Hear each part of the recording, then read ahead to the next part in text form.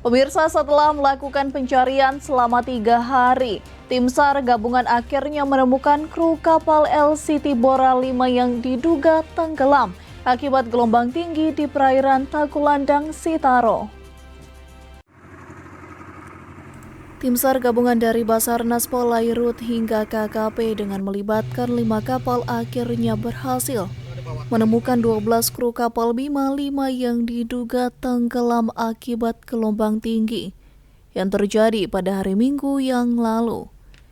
Dari informasi yang dihimpun, tim SAR gabungan mendapatkan informasi dari KM Mitra Bahari yang menemukan 12 orang yang terapung di lautan dekat dengan Pulau Batang 2, Maluku Utara. Dari informasi tersebut, tim SAR gabungan KP Bala Dewa 1 Polair Polda Sulut mendekati kapal KM Mitra Bahari dan mengevakuasi 12 korban tersebut ke dermaga Satpol Airut Polda Sulut. Heka Putra melaporkan untuk Kawanua TV. Sementara itu, 12 kru KM Bora 5 yang hilang dievakuasi di Kota Bitung. 10 orang dalam keadaan selamat, sementara 2 orang lainnya telah meninggal dunia.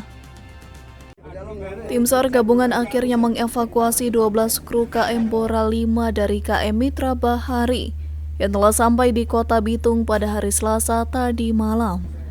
12 kru yang dilaporkan tersebut, 10 diantaranya dalam keadaan selamat, namun 2 orang lainnya meninggal dunia.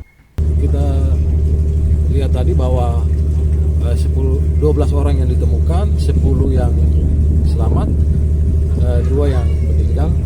Hanya yang 10 selamat itu ada kurang lebih 3 orang yang perlu penanganan khusus dari Para korban yang berhasil dievakuasi kemudian dibawa ke Rumah Sakit Manembo-Nembo untuk mendapatkan perawatan yang lebih lanjut.